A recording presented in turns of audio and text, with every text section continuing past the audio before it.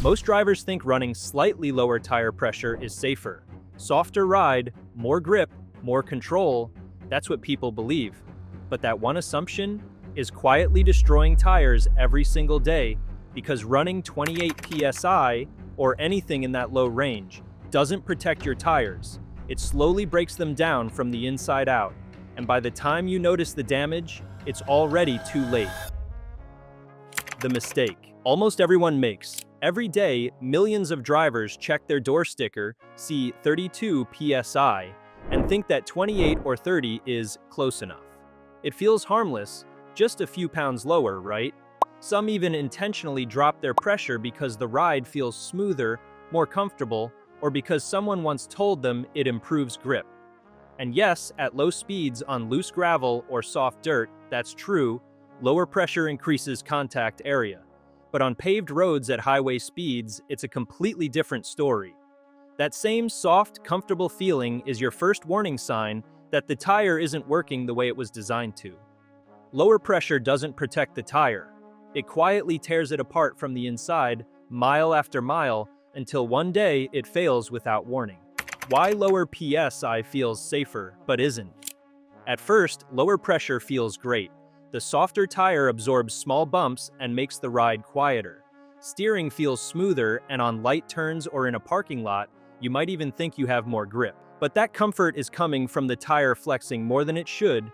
The sidewalls bend and twist instead of staying supported.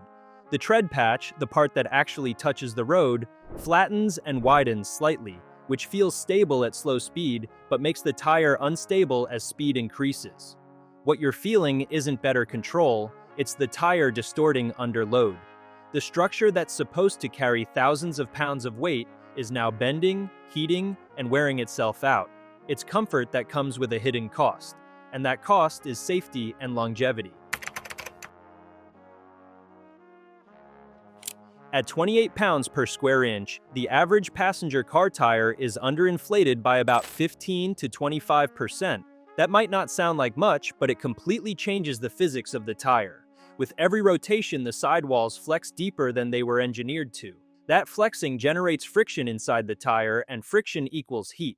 The tread no longer sits flat. It tilts slightly inward along the edges, pulling the contact patch out of alignment. The shoulders carry most of the load, while the center avoids direct contact. You start to see increased shoulder wear, sluggish steering, extra body roll, and reduced fuel efficiency.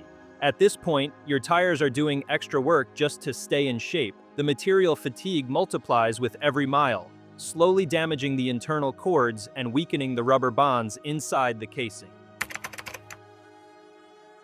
The real danger of underinflation is that the destruction is invisible at first. You don't feel it, you don't hear it, and there's often no warning from your TPMS because it triggers 25% below the recommended level, meaning your tires are already in the danger zone long before that light ever turns on. Inside the tire, the heat generated by flexing breaks down the chemical bonds in the rubber compound. The internal steel belts start separating from the surrounding material. Small cracks form in the inner liner, the layer that holds air. Over time, these cracks expand and weaken the structure even more. The sidewalls lose rigidity, making the tire even less stable and more prone to blowout under load. By the time the damage shows up on the tread, the inside is often already beyond repair. You could be driving on a tire that looks good, but is structurally compromised. A failure waiting to happen on your next highway trip. One of the biggest clues to underinflation is the wear pattern. When a tire is run consistently below its ideal pressure, both outer shoulders wear faster than the center. To most drivers, that looks like normal wear. Even wear on both sides, center tread's still strong. What they miss is that alignment issues usually wear just one edge, not both. When both edges go at the same rate, that's low PSI all day long. The tricky part is that the wear happens slowly and evenly, so people blame rough roads, suspension, or even the tire brand. Then, because the center still looks good, they think the tires have plenty of life left, until the edges hit the wear bars. Or worse, the tire overheats and fails. This pattern is the tire's silent cry for help. If you see both sides wearing faster than the middle, it's not your alignment, it's your air pressure. Why lower PSI actually reduces safety? A soft tire isn't a safer tire, It's a slower reacting one. At proper pressure, the tire sidewalls support the car's weight evenly, keeping the tread stable during braking, cornering, and acceleration. Drop that pressure and the tread starts to float and shift with every move. In sudden braking, the tire squats. Under cornering, it rolls over on its sidewall. That movement delays your response time, increases stopping distance, and makes steering less predictable. Every bit of flex creates heat, and every degree of heat reduces the strength of the internal materials. A tire running just 5 PSI low can run up to 20 degrees Fahrenheit hotter at highway speed. Combined with high outside temperatures or heavy loads, that heat buildup can push the tire beyond its structural limit, leading to catastrophic failure. Low pressure might feel calm and safe on city streets, but at 70 miles per hour, it's one of the biggest safety hazards hiding in plain sight. The real pressure range. Most drivers miss. Here's the truth most people never learn. That number on your door sticker isn't the one perfect PSI. It's the minimum recommended for your car's comfort and safety under average loading. It's the starting point, not the target. On the other end, the sidewall lists the maximum safe structural limit, often 44 to 51 pounds per square inch. The actual optimal range sits somewhere between these two numbers, depending on how and where you drive. For most sedans, crossovers, and light trucks, that sweet spot usually lands in the high 30s to low 40s when tires are cold. This range keeps the shape stable, limits internal flex, and maintains proper load balance. For constant highway driving or heavier loads, leaning closer to the higher end of that range helps maintain ideal tire temperature and traction.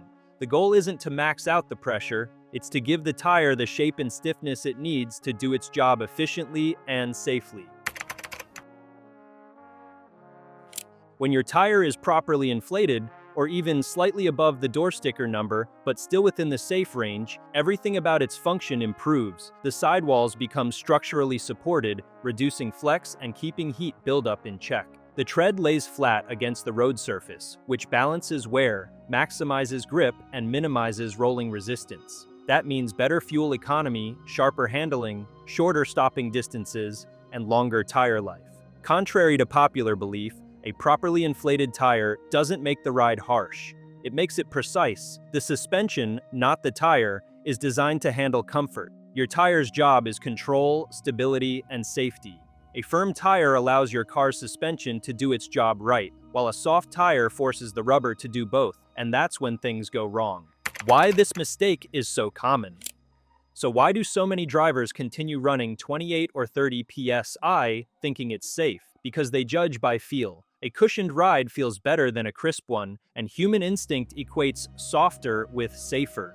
Add to that years of misinformation, mechanics saying a little lower is fine, old myths about traction or advice meant for off-road use, and you get a habit that's passed from driver to driver. Most people don't measure pressure until something feels wrong, by which time the damage is already done. In reality, the easiest way to extend tire life, improve safety, and save fuel is free. Check and maintain proper air pressure. The few minutes it takes each month can save hundreds in tire replacements and prevent accidents that start with one simple mistake. Thinking 28 PSI is close enough. This is what keeps the problem going. At 28 pounds per square inch, the car still drives. No warning lights, no obvious issues, so drivers assume everything is fine, but tires don't fail immediately. They degrade over time. By the time you feel the difference, the damage is already done.